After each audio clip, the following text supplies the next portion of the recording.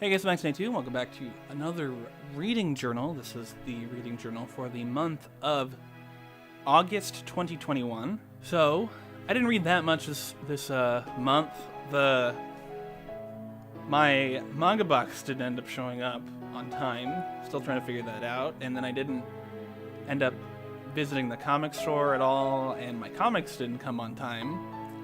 So, I just had to read books I own already, and most of that is print books with words, mostly. But I got a couple here, so we'll start with this one. So, this is Ask Iwata. This is not exactly a biography. It's basically someone from Hobo, Nikkan, Itoi, Shinbun, a publication that's, I think, run by Shigesato Itoi. I believe this Hobonichi, I'm not entirely sure, is who edited it from interviews that were both in that publication and also from the, Iwata Asks section of the Nintendo website, and took that and sort of put it together to get, Iwata's outlook on life, essentially. The way that he saw his life and his business and stuff like that. And it's all really interesting to look at. From what I gathered from this book, he had a very specific outlook on how a business should be run, and it pretty much boiled down to running it by example and fostering teamwork and fostering an environment that people want to work in, which feels obvious to an extent, but it's apparently not. It's a very interesting and sometimes emotional read, mostly because it's honestly hard to believe that it's been 6 years since Iwata died. So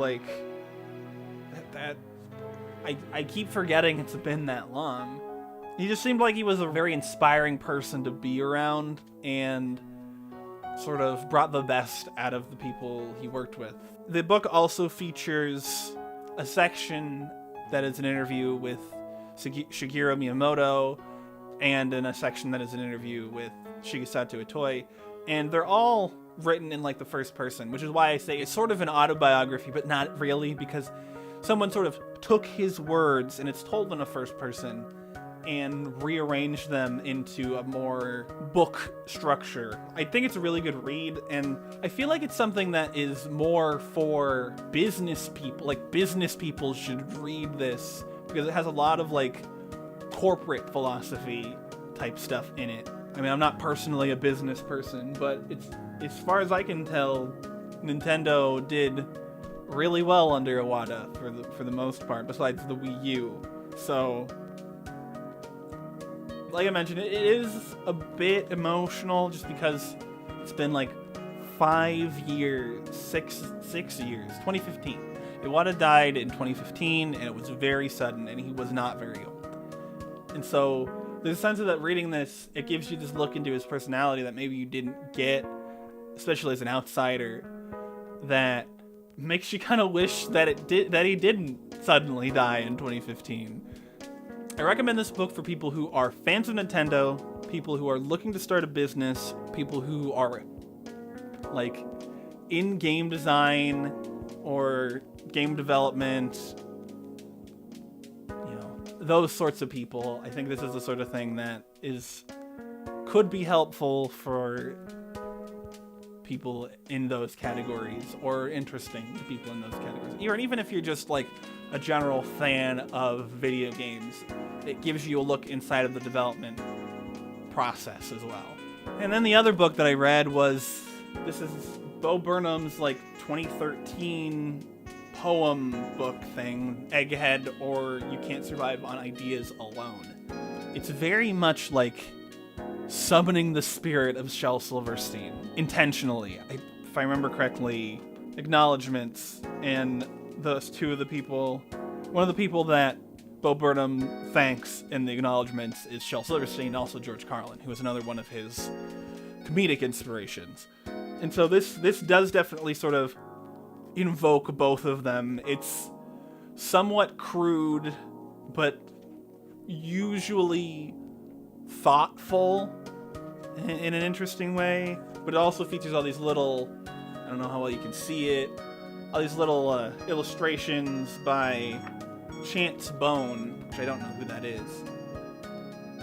They're crude, there's swear words, but there's also like really introspective things and really just silly things, and it's a fun, interesting read, especially if you're a fan of Bo Burnham as a comedian, because it definitely has that sort of wit and edge, but it's all in like a poem form and all these little poems. And I'm definitely glad that I actually finally picked this up, because I kind of been looking at it for a number of years. Yeah, I don't think I have much more to say about it. It's a good read.